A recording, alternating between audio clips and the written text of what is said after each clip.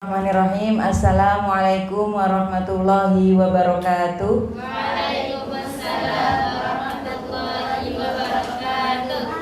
Masih semangat ya? Insyaallah. Insyaallah. Kayaknya mbak-mbak ini luar biasa, dari pagi sampai nanti malam ya Ramadannya. Ramadannya penuh berkah, diisi dengan kajian-kajian keagamaan, mendalami ilmu agama. Oke teman-teman, jadi pada siang hari ini perkenalkan saya dulu ya. Sudah kenal saya atau belum nih? Belum ya. Jadi nanti kalau ketemu saya supaya enggak siapa ya itu istrinya Ustadz Ihsan, lupa saya gitu. Biar tahu nama saya. Nama saya Sofia. Teman-teman bisa kalau ketemu saya bisa panggil ya. Jangan lupa. Mungkin saya lupa sama kalian ingat sama saya, jangan sungkan-sungkan, oke? Biasa kalau sudah tua itu akalnya sudah berkurang untuk mengingat nama-nama orang. Wajar.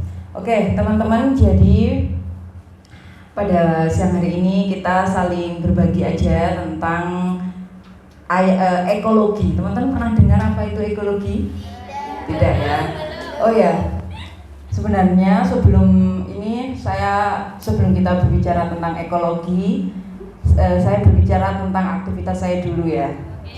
Jadi sekarang saya sedang menempuh studi S3 di PKUMI, Pendidikan Kader Ulama Masjid Istiqlal di PTIQ Jakarta.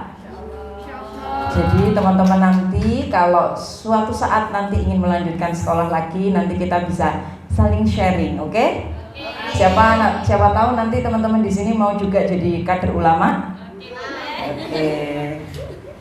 Oke, teman-teman, jadi pada hari ini kita akan berbicara tentang ayat-ayat ekologi. Jadi ekologi itu adalah lingkungan. Bagaimana Islam itu sebenarnya sangat menghargai lingkungan.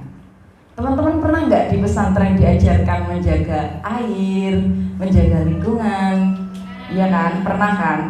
Itu menunjukkan bahwa Allah Subhanahu wa Ta'ala itu ingin hambanya itu memanfaatkan alam dengan baik, sebaik-baiknya.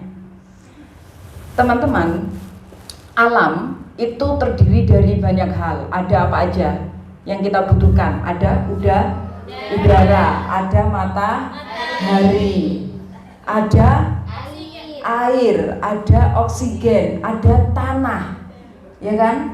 Apalagi kita itu sangat bergantung pada alam.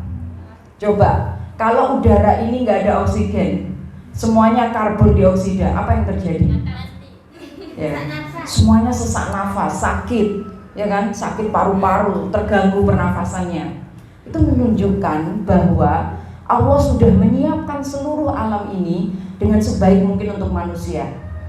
Dan Allah memerintahkan kita untuk selalu mengingat, mentafakuri, mentadaburi ayat-ayat yang ada di alam kita.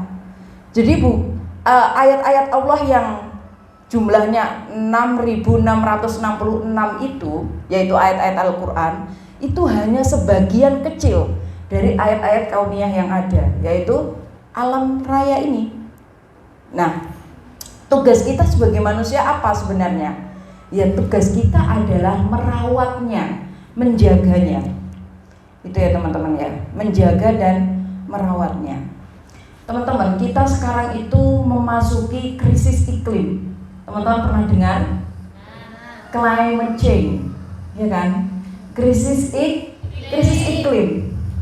Suhu kita atau suhu di negara-negara lain yang mengalami 4 musim itu kalau sudah panas, sangat panas, sampai mencapai 40 sampai 50 derajat Celcius, itu luar biasa panas. Tapi kalau dingin bisa sampai minus 20, minus 15, itu sangat dingin sekali, ya kan? Nah, kenapa itu terjadi? Karena adanya perubahan iklim. Perubahan iklim itu siapa yang menyebabkan? Manusia. Kenapa? Karena manusia terlalu serakah dalam menggunakan sumber daya alam. Oleh karena itu kita harus kembali. Jadi di dalam Islam atau di dalam fikih itu ada usulul khamsah. Ada 5 hak-hak dasar yang harus dijaga oleh agama. Ada hifdzun nasl, yaitu pertama hifdzuddin, yaitu menjaga agama. Ya, kalau kita dipaksa orang lain untuk keluar dari Islam, ya kita pasti tidak mau kan?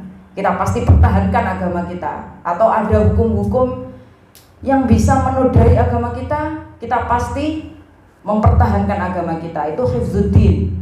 Ada hifdzul aql, menjaga akal. Bagaimana agama itu menghormati hak-hak kebebasan berpikir. Perempuan boleh di pesantren, perempuan boleh di majelis-majelis ilmu. Dulu sebelum era Rasulullah, bahkan ketika Islam baru masuk ke Jawa, Islam masuk ke Jawa, orang-orang perempuan atau anak-anak perempuan itu tidak diizinkan untuk belajar di sekolah. Ya kan, teman-teman tahu Ibu Kartini kan? Ya, itu perjuangannya untuk mengajak atau memberikan kesempatan pada perempuan untuk belajar. Itu sangat luar biasa. Jadi beliau berjuangnya mati-matian. Jadi teman-teman ini sudah memasuki zaman yang sangat enak. Ya, di mana Islam, di mana Indonesia, di mana budaya kita itu sudah memberikan ruang atau kesempatan bagi teman-teman perempuan untuk belajar. Nah, itu hifdzul aql. Kemudian hifdzun nafas, itu menjaga jiwa. Jadi bagaimana agama itu menjaga manusia. Makanya ada hukum kisos, tidak boleh saling membunuh, tidak boleh saling menyakiti dan seterusnya.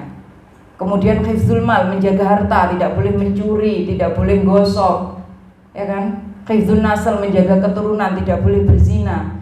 Tapi ada satu lagi, yaitu hifdzul bi'ah. Namanya hifdzul bi'ah, yaitu menjaga lingkungan. Jangan sampai apapun yang dilakukan manusia itu merusak lingkungan. Misalnya tambang, teman-teman, kelapa sawit. Teman-teman dari Riau ya, banyak yang dari Riau. Di Riau itu kan ada banyak masif sekali perkebunan kelapa sawit. Saya tanya, teman-teman di Riau yang tinggal di dekat perkebunan kelapa sawit, mudah atau susah mendapatkan air bersih? Sejauh ini susah kan? Susah. Itu kenapa? Karena manusia menginginkan kekayaan dan akhirnya membuatlah perkebunan kelapa sawit yang luas, yang itu sebenarnya merusak lingkungan dengan krisis air bersih. Seharusnya bagaimana? Boleh saja kita memiliki kelapa sawit atau membuka perkebunan kelapa sawit, tapi harus memperhatikan lingkungan. Apa dampaknya kalau kelapa sawit dibuka secara luas, secara besar, secara masif? Ya kan? Teman-teman akhirnya pulang ke rumah pasti nyaman di sini kan? Airnya melimpah ruah. Kalau ke rumah harus ya menahan diri gitu, pengen mandi, apalagi di perkebunan kelapa sawit pasti panas, iya enggak? Nah, kenapa? Ya, karena kelapa sawit itu monokultur. Kalau perkebunan kelapa sawit hanya satu saja, hanya kelapa sawit saja, sehingga kelapa sawit yang ada di sana atau kelapa sawit yang luas sekali itu akan menyebabkan ketimpangan lingkungan. Hanya satu kelapa sawit. Kalau kita di sini misalnya, ini ada pohon duren, ada pohon waru, banyak pohon macam-macam. Sehingga dengan berbagai macam pohon itu, masing-masing pohon akan saling support. Ya enggak? Manusia kan gitu. Kalau semuanya perempuan aja lah enggak nyaman. Harus ada perempuan, harus ada laki-laki, harus ada tua, muda gitu ya. Saling support, ada support sistemnya. Nah, manusia juga begitu dengan alam. Kalau manusia hanya misalnya menanam satu saja kelapa sawit seperti di daerah teman-teman, akhirnya manusia sendiri yang merugi. Mereka harus mengeluarkan uang lebih besar untuk hanya sekedar mandi dan minum, gitu kan? Makanya Allah Subhanahu Wa Taala banyak sekali ya memberikan tuntunan kepada kita, kepada umat manusia, agar kita mendayagunakan akal kita dengan tuntunan Al-Quran. Nah, di dalam Al-Quran teman-teman, Allah Subhanahu Wa Taala berfirman, teman-teman mungkin ada yang hafal, ya bani Adam khudhu zinatakum 'inda kulli masjidin wa kulu washrabu wa la tusrifu innahu la yuhibbul musrifin. Hai Bani Adam itu berarti semua, kamu entah perempuan, entah laki-laki, anak-anak, atau non-muslim sekalipun, apalagi muslim yang punya Al-Quran, gunakanlah pakaian yang indah, yang rapi ya, ketika masuk masjid. Itu tuntunannya. Jadi kalau kita menghadap Allah ya harus sopan ya, walaupun misalnya aurat laki-laki boleh sedengkul, tapi masa kita masuk masjid pakai celana pendek misalnya, itu nggak etis gitu ya. Kulu washrobu, Allah perintah boleh lo makan, boleh minum, silakan makan, minum, silakan, itu kebutuhan kalian. Wala tusrifu, Allah pakai kalimat ini. Apa wala tusrifu? Jangan berlebihan. Innahu la yuhibbul musrifin, karena Allah itu tidak suka dengan orang-orang yang berlebih-lebihan. Teman-teman, berlebih-lebihan itu kalau kita bahasanya mungkin alay ya enggak? Lebay ya, sikapnya. Tapi berlebih-lebihan itu penyakit, teman-teman. Berlebih-lebihan itu penyakit. Siapa yang kalau di kamar mandi 30 menit 1 jam? Ada di sini? Siapa kalau di kamar mandi kalau nyuci dibilas 4 kali? Ada di sini? 3 kali? Ada ya, ada pelakunya ya, oknum ya. Itu berlebih-lebihan teman-teman. Berlebih-lebihan itu bukan hanya tentang sikap kalian pakai make up terus menor, bukan hanya itu. Berlebih-lebihan menggunakan air itu juga berlebih-lebihan. Kata Rasulullah, kita boleh nggak berlebihan dalam berwudu? Nggak boleh, maksimal 3 kali. Itu pun nggak boleh airnya deres, ya kan? Airnya harus cukup. Menunjukkan bahwa Rasulullah mencontohkan ini loh, kamu tuh jangan berlebihan menggunakan air. Boleh nggak kita berlebih-lebihan memperkaya diri? Tidak. Tapi yang terjadi saat ini teman-teman, kalau teman-teman melihat di luar sana, orang-orang yang punya uang banyak itu menggali bumi kita secara berlebih-lebihan. Mungkin teman-teman yang di Riau melihatnya adalah kelapa sawit. Lihat orang-orang itu menanam kelapa sawit, menebang berbagai hutan, ya kan? Hutan yang sangat indah, rindang, ya kan? Banyak sekali kicauan burung, suara jangkrik, itu kan indah ya. Nggak akan ditemukan kalau teman-teman main ke Jakarta, apalagi sekarang di rumahnya di kelapa sawit, nggak akan dengar lagi itu. Atau dengar tapi dengan suasana yang panas, dengan suasana yang haus, udah nggak nyaman lagi.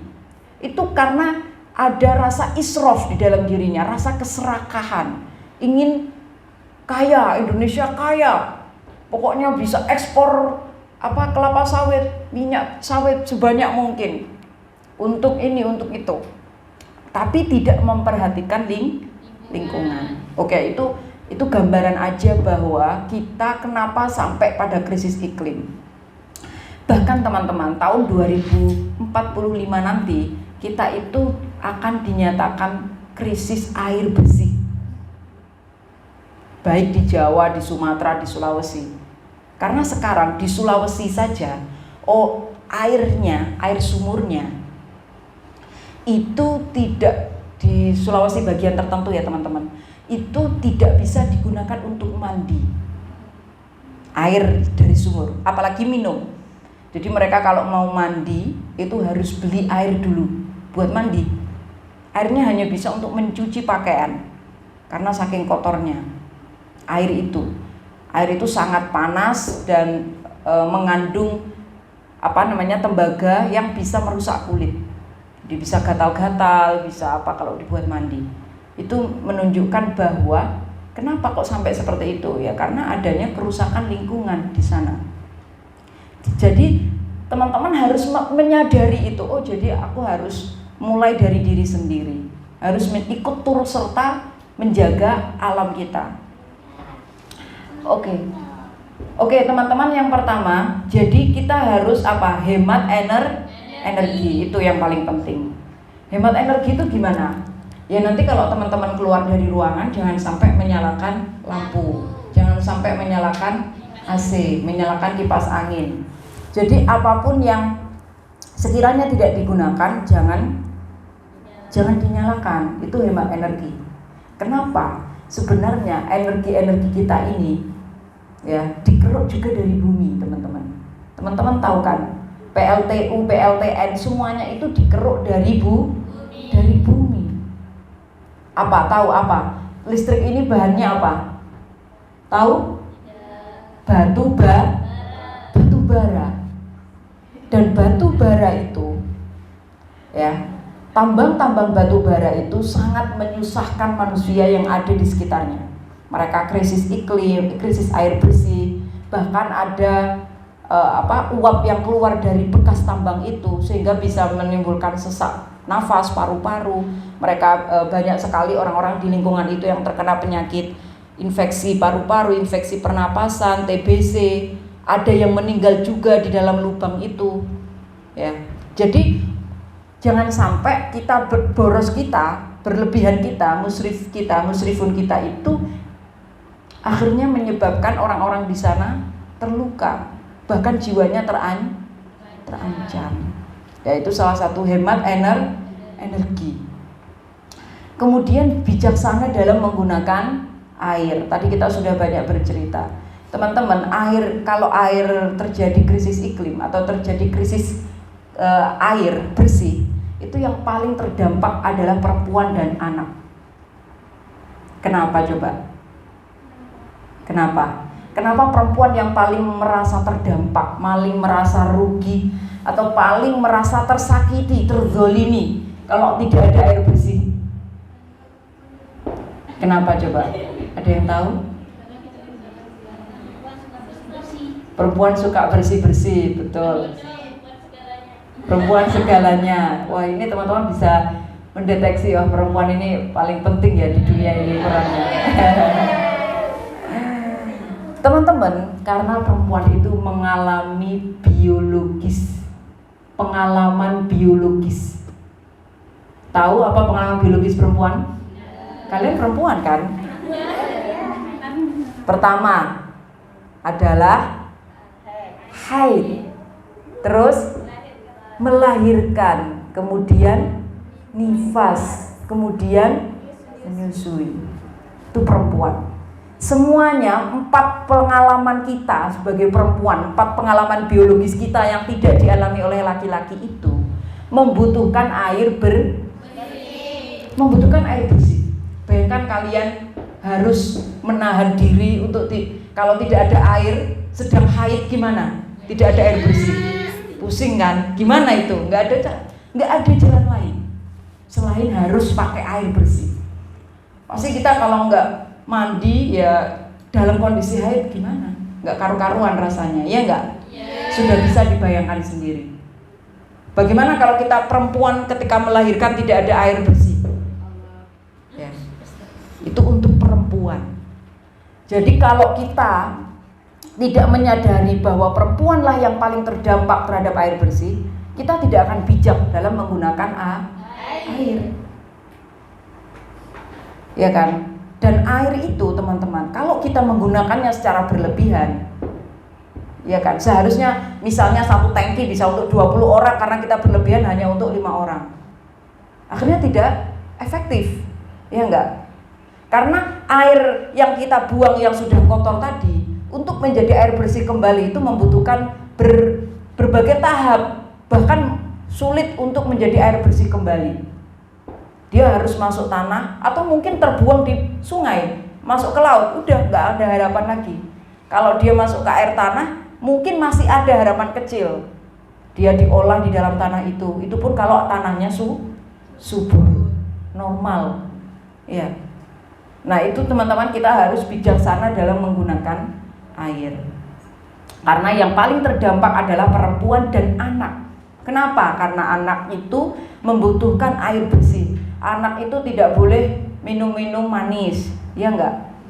Terlalu manis. Atau minuman, banyak anak sekarang yang kena diabetes karena minuman air yang ada di dalam botol.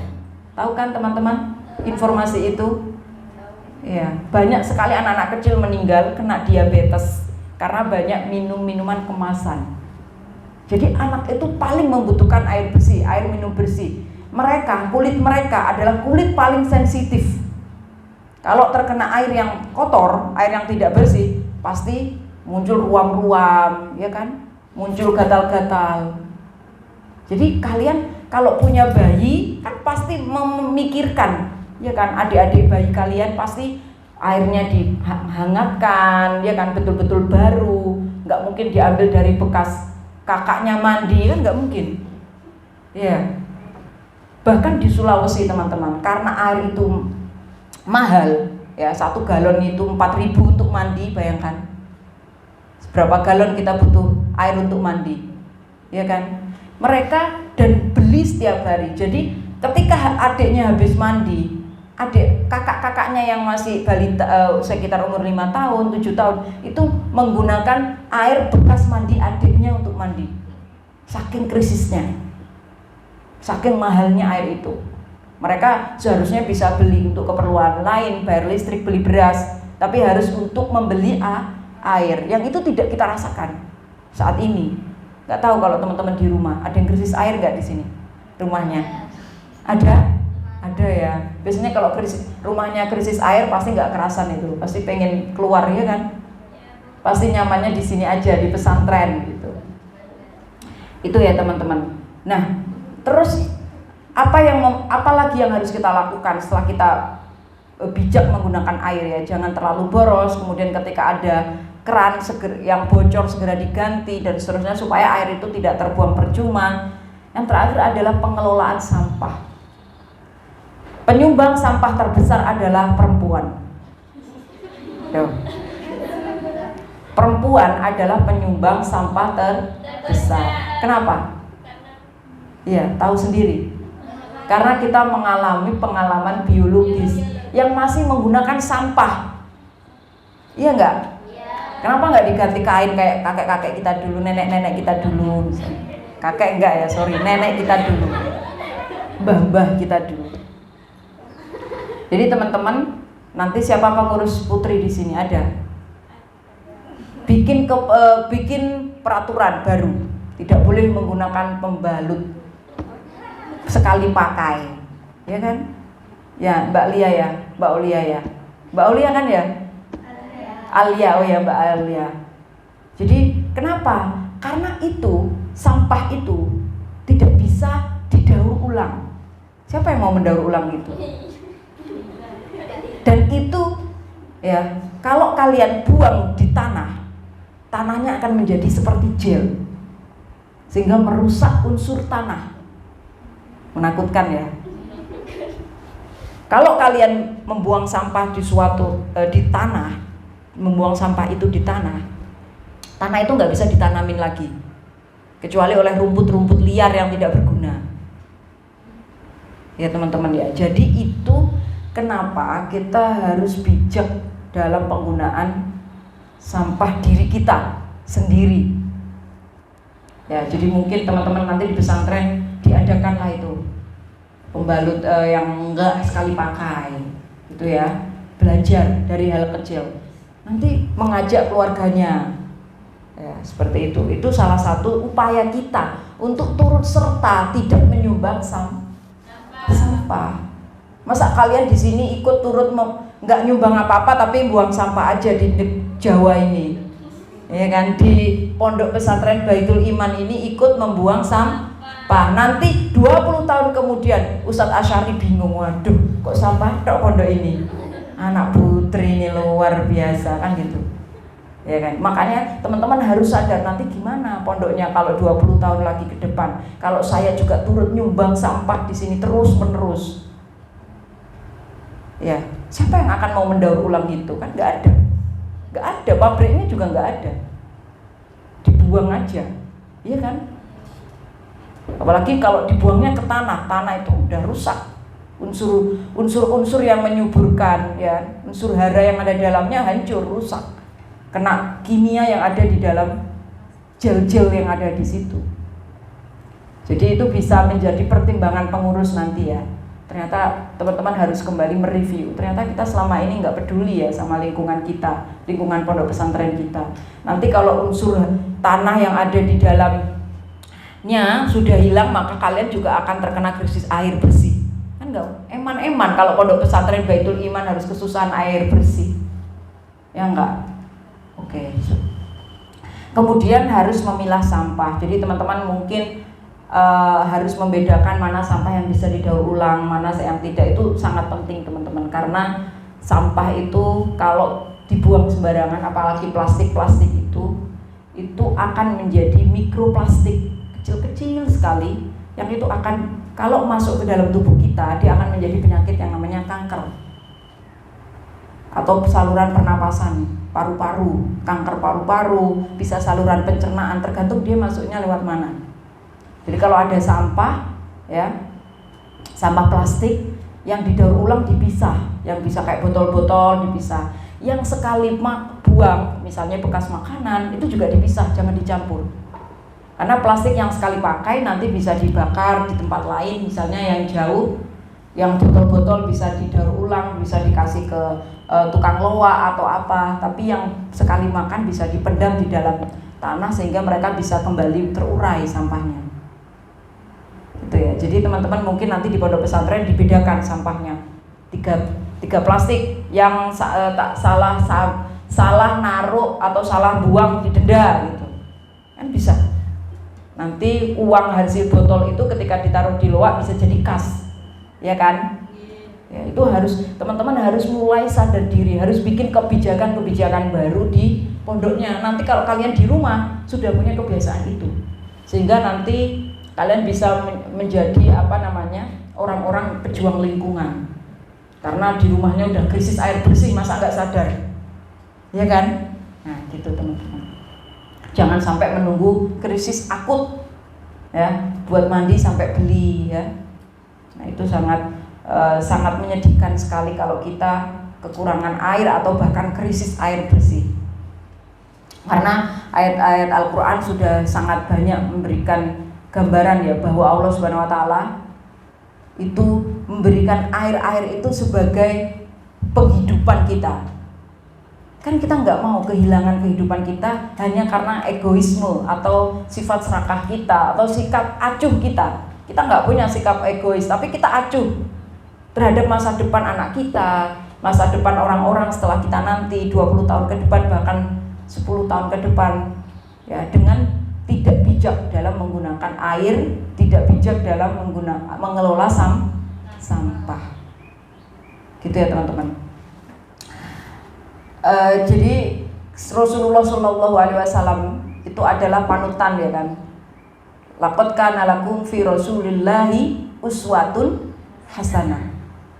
Kenapa Rasulullah kok nggak pernah menyinggung misalnya, ayo pisahkan sampah plastik? Karena dulu belum ada plastik teman-teman. Dulu belum ada tambang yang semasif sekarang. Dulu belum ada sawit. Tapi Rasulullah sudah mempraktekkan dalam hidupnya bahwa Rasulullah hanya memiliki beberapa helai kain, bahwa Rasulullah hanya makan secukupnya, bahkan tidak makan kalau tidak ada makanan. Tidak kemudian beliau harus mencari-cari, memaksakan diri untuk mendapatkan makanan. Apakah Rasulullah semiskin itu gitu ya? Jangan dibayangkan begitu teman-teman. Itu sebenarnya Rasulullah itu sangat kaya. Rasulullah itu pernah ketika melamar Khadijah berapa ratus unta, ya kan? Ya 100 unta untuk melamar Khadijah. Satu unta itu harganya berapa? Ada yang tahu nggak? Mungkin 100 juta atau 200 juta gitu ya. Berarti bayangkan sangat kaya sekali Rasulullah itu. Sebenarnya Rasulullah itu ingin mempraktekkan hidup sederhana, memberikan contoh pada kita ya. Jadi hidup sederhana itu penting, bijak dalam menggunakan air. Rasulullah misalnya wudhu hanya boleh 3 kali, hanya boleh 3 kali. Sebenarnya kalau kita kan enak ya, apalagi habis panas-panas gitu, habis dari mana cuci muka kan enak terus menerus ya kan, ya nggak seger banget gitu. Cuci muka, habis cuci muka lagi kan gitu biasanya kita. Ya, ada oknumnya di sini. Ya gitu ya teman-teman. Jadi sebenarnya ajaran Islam itu sangat peduli terhadap lingkungan, tapi sangat jarang dibahas oleh ulama-ulama kita. Kenapa? Karena ulama-ulama dulu itu belum ada plastik. Sekarang kita yang hidup saat ini harus sebagai umat Islam, calon-calon ulama ini semuanya harus peduli terhadap krisis yang terjadi. Oke? Oke, jadi kita mari bersama-sama menjaga lingkungan, hifdzul bi'ah tadi. Mari bersama-sama kita mempertimbangkan segala aspek kehidupan kita dengan lingkungan. Apakah apa yang saya lakukan, apakah yang saya lakukan ini merusak lingkungan? Apakah ketika saya tidak membedakan sampah berdampak pada lingkungan? Itu harus kita pikirkan bersama. Jadi penting teman-teman di pesantren membuat kebijakan-kebijakan baru agar pesantren kalian tetap nyaman, asri, bersih. Kalian nggak gatal-gatal ya. Ya enggak, kalau kebanyakan sampah, kotor tercampur antara bekas makanan dan plastik, udah sulit terurai ya kan. Bekas makanan dengan plastik nggak akan bisa terurai, plastiknya juga nggak bisa dibuang, dikelola lagi, mencampur sampah yang sekali pakai dan seterusnya. Jadi teman-teman harus mari bersama-sama kita semuanya menjaga lingkungan dari diri kita dari sejak dini ya. Nanti kita praktekkan juga untuk kedepannya. Teman-teman silahkan membuat kebijakan-kebijakan baru yang bisa nyaman untuk semuanya. Pikirkan untuk masa depan anak-anak kita, ya kan? Karena al-madrasatul ula, ibu itu madrasah yang pertama. Jadi bukan hanya mikirin tauhid, dia diajarin Allah ada tanpa tempat gitu, tapi dianya nggak diajarin milah sampah, nggak diajarin buang sampah, kan bukan itu. Padahal tauhid itu adalah pondasi dasar kita untuk membentuk akhlakul karimah. Tauhid itu harus menjadi ruh yang hidup dalam diri kita. Dalam bentuknya apa kalau orang sudah bertauhid? Bentuknya adalah akhlakul karimah. Jadi mulai dari kita dengan lingkungan, mari kita bersama-sama pahami. Mari kita sadari, kita sebenarnya sudah paham itu, tapi kita belum menyadari secara utuh. Mari kita bersama-sama sadari secara utuh. Al-Quran sudah menyatakan jangan bersikap israf ya, dan gunakan air, gunakan sumber daya alam ini secara bijak.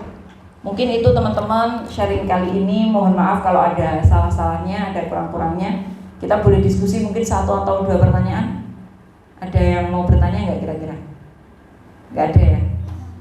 Boleh tanya apa aja, boleh tentang nggak harus lingkungan ya, boleh tentang apa aja atau tentang gimana, atau terserah teman-teman. Mungkin ada yang mau curhat atau gimana, boleh. Kalau nggak menggunakan sampah A, merek A nggak bisa gitu misalnya, boleh curhat. Nggak ada ya, aman ya?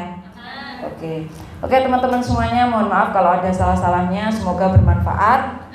Terima kasih atas kesempatan yang luar biasa ini di bulan yang penuh berkah ini. Semoga kita bisa senantiasa memperbaiki akhlak kita bersama, ya, menjadi manusia yang amanah. Karena kita diberikan Allah sebagai tugas sebagai khalifah, ya kan? Khalifah itu apa sih? Pengelola, ya. Kalau pemimpin nanti teman-teman duduk di kursi. Pengelola, ya, pengelola bumi. Maka harus kita kelola dengan baik-baik, harus kita jaga dengan baik-baik. Semoga bermanfaat. Wallahul muwaffiq ila aqwamit thoriq. Wallahu waliyut taufiq. Assalamualaikum warahmatullahi wabarakatuh.